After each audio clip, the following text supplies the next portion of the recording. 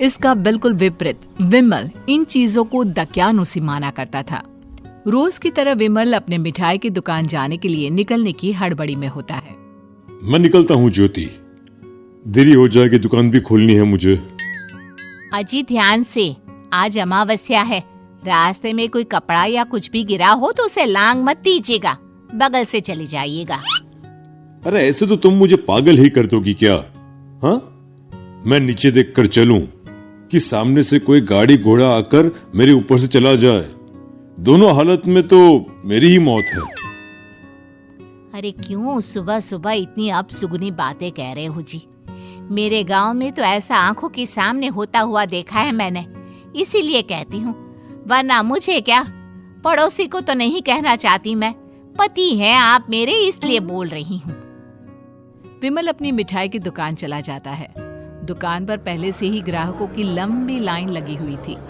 ये लो, वहाँ ज्योति अमावस्या को लेकर परेशान है और आज तो हमेशा से ज्यादा ही लंबी लाइन लगी पड़ी है। अच्छी खासी बिक्री होगी आज। विमल दुकान खोलता है।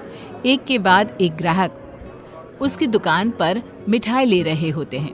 तभी गांव की एक बूढ़ी औरत विमल से कहती है, जिस तेजी से बिक्री हो रही है, कहीं किसी की नजर ना लग जाए, नींबू मिर्ची टांग ले। अरे क्या चाची तुम भी, ये सब नजर बजर कुछ नहीं होता है। कैसे लोग हैं मेरे आसपास। अपनी दुकान से शाम को विमल हंसते कूदते वापस घर आता है। हाँ, आज तो अच्छी खासी बिक्री हुई है।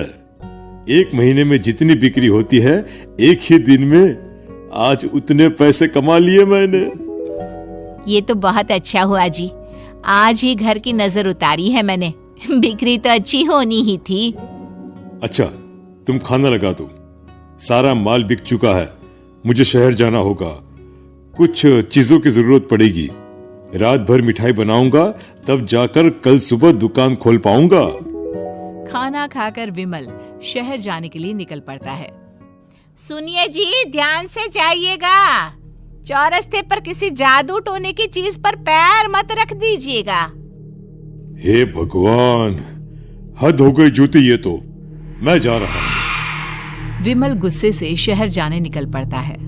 रात का काला घना अंधेरा, चांद की एक भी किरण ना होने के कारण अंधेरे में कुछ भी देख पाना मुश्किल था।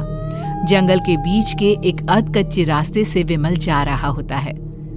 चारों तरफ गुफ अंधेरा और सन्नाटा सुनाई दे रहा था, और सुनाई दे रही थी विमल के पैर के नीचे आ रहे सूखे पत्तों की आवाजें।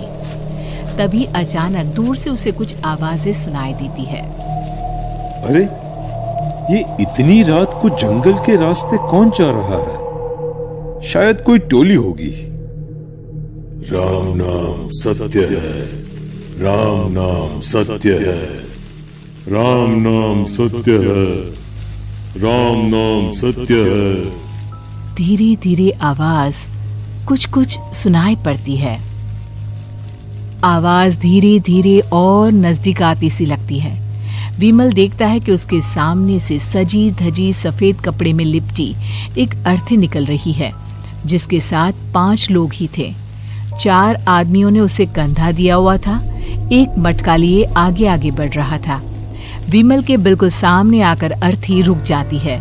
उसमें से एक आदमी विमल से कहता है, अरे भाई, जरा अर्थी को कंधा लगाना, मैं बहुत थक गया हूँ, बड़ी मेहरबानी होगी। हाँ भाई, कंधा तो मैं लगा दूं, पर रात को 12 बजे ये शव यात्रा, इस समय कौन अर्थी ले जाता है? तभी विमल को ऐसा लगता है कि शव में से आवाज आई, हम ये आवाज। मजबूरी है भाई, आप कंधा दीजिए, मैं रास्ते में सब बताता हूँ आपको। विमल अर्थी को कंधा दिए चल रहा होता है कि उसे ऐसा लगता है कि हाथ में मटका लिए जो आदमी शव के आगे चल रहा है, उसके पैर उल्टे हैं।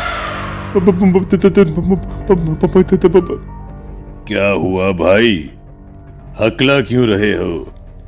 वो आपके साथी के पैर उल्टे। विमल अपनी बात पूरी भी नहीं कर पाता कि वो देखता है कि उस आदमी के पैर तो सीधे ही हैं। अरे नहीं नहीं, कुछ नहीं, मुझे शायद वहम हुआ होगा। धीरे धीरे सब आगे बढ़ रहे होते हैं। तब विमल को अचानक लगता है मटके में से एक हाथ बाहर आ रहा है। विमल घबरा जाता है। इसके पहले वो कुछ बोल पाता, कल्लू कहता है, मेरा नाम कल्लू है। हम 6 दोस्त थे, जिसमें से एक को तो तुम सोया हुआ देख रहे हो। इतनी पक्की दोस्ती थी कि जैसे हम सब सगे भाई हैं। पर किस्मत का कोई क्या कर सकता है। आज से 4 साल पहले एक नदी में हम सब नहाने गए थे, जिसमें डूबकर राजेश की मौत हो गई। किसी मजबूरी के कारण हमें उसकी अर्थी को रात को ही शमशान घाट ले जाना पड़ा। हम 5 उसे ले जा रहे थे। 4 साल पहले आप 5 में मैं कुछ समझा नहीं।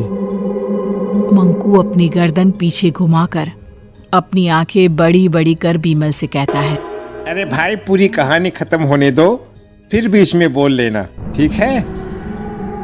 तभी रास्ते में एक हादसे में अपने दोस्त के साथ हम सभी मर गए। वो सामने देखो, हमारा दोस्त। बीमल सामने देखता है। उसे दिखता है कि एक ऐसा आदमी जिसका शरीर कई जन्मों से पानी के अंदर रहने के कारण सफेद पड़ गया है। उसकी आंखें बाहर की ओर निकली हुई थी। फिर ये अर्थी किसकी है? अर्थी के साथ के लोग अर्थी को नीचे रखते हुए एक साथ बीमल की ओर देखते हुए कहते हैं, तुम खुद ही देख लो। बीमल शव पर से सफेद कपड़ा हटाता है। शव की जगह